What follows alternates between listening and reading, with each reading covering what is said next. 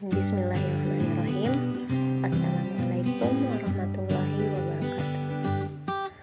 Selamat siang anak-anak semuanya, juga orang tua kelas 4 yang selalu saya doakan semoga semuanya dalam keadaan sehat walafiat dan selalu ada dalam lindungan Allah Subhanahu wa taala.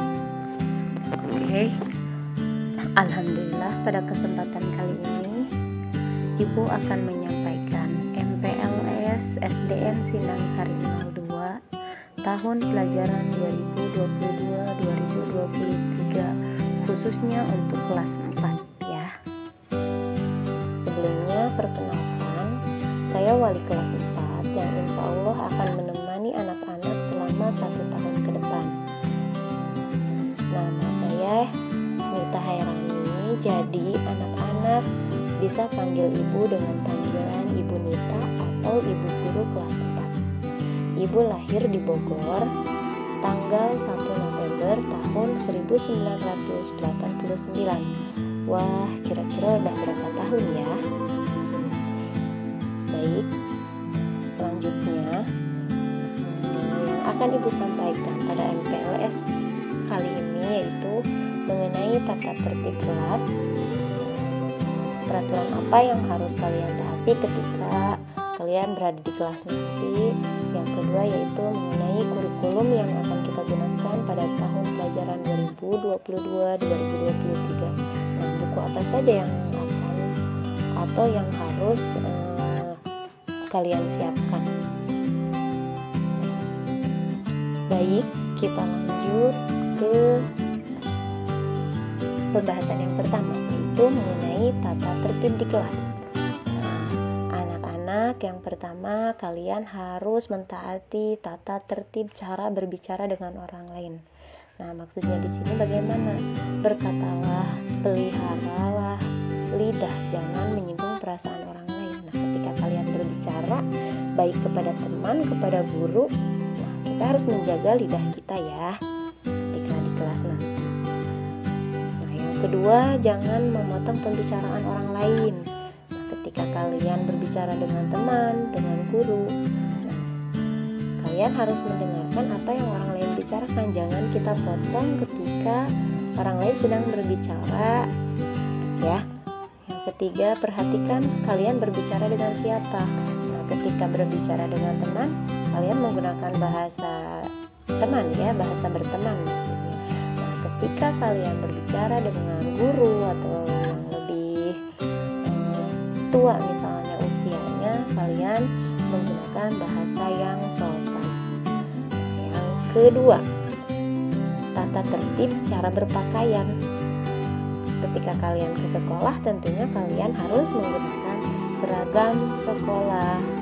Bagaimana penampilan kalian agar terlihat rapi? Jadi dasi, sabuk, bajunya dimasukkan, sepatunya sepatu hitam, dan memakai seragam sesuai dengan aturan pada hari itu. Misalnya hari Senin menggunakan seragam merah putih, begitu ya.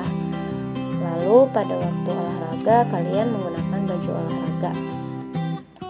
Yang ketiga yaitu tata tertib ketika kalian menggunakan fasilitas umum.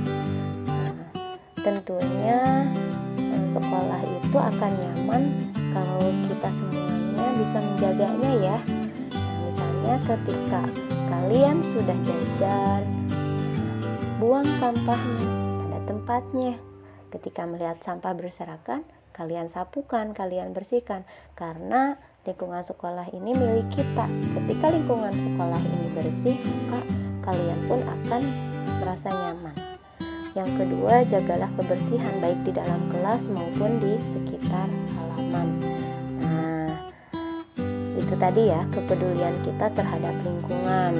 Yang ketiga, nah kita kan mempunyai banyak tanaman ya di dalam pot ya di halaman sekolah.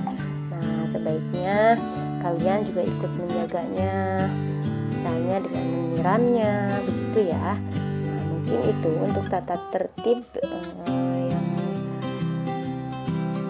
harus kalian taati ketika kalian berada di kelas 4 selama 1 tahun ke depannya. Tetapi tata tertib ini harus selalu kalian laksanakan walaupun nanti kalian sudah naik di kelas 5, di kelas 6 gitu ya.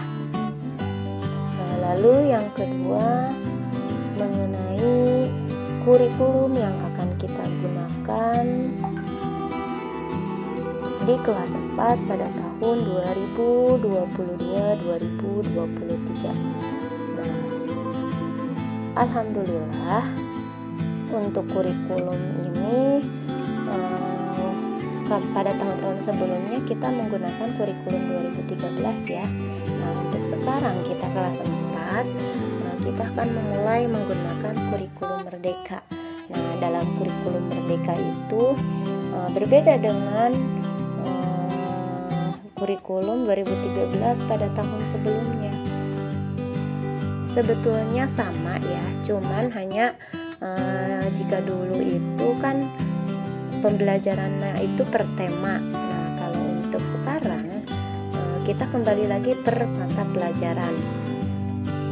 Nah, dalam kurikulum merdeka ini kita harus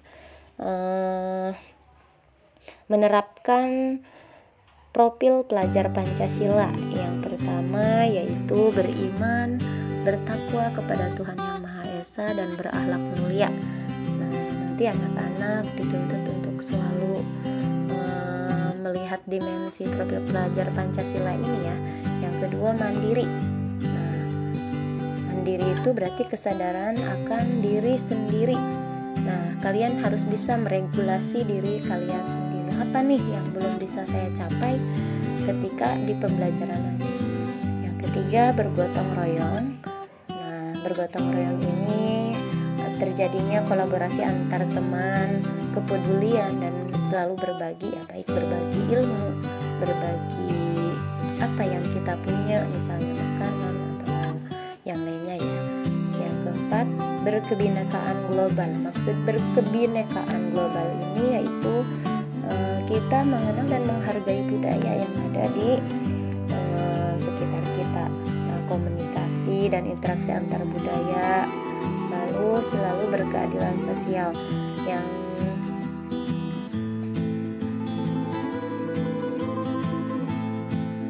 kelima yaitu bernalar kritis. Insya Allah nanti pembelajarannya kalian akan sering banyak misalnya bekerja kelompok untuk memecahkan suatu masalah. Yang terakhir yaitu kreatif. Nah, gagasan yang orisinil, karya orisinil dan keluasan berpikir ketika kalian belajar nanti. Nah, berarti jika pembelajarannya itu per mata pelajaran, berarti apa saja buku yang harus kalian siapkan.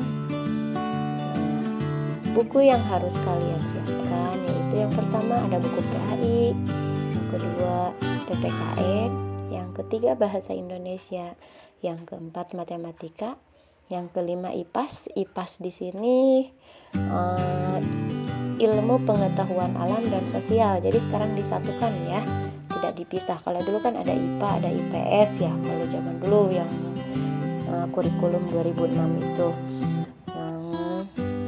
Selanjutnya seni budaya, PJOK, bahasa daerah, dan tolong disiapkan untuk buku PR dan buku ulangan.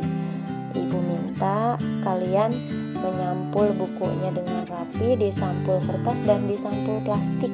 Jangan lupa diberi nama di depannya dan diberi nama label mata pelajarannya ya. Mungkin hanya itu yang dapat Ibu sampaikan untuk persiapan menghadapi MPLS atau menghadapi pembelajaran pada tahun 2022-2023. Sekian dari Ibu, sampai berjumpa kembali nanti di kelas ya. Wassalamualaikum warahmatullahi wabarakatuh.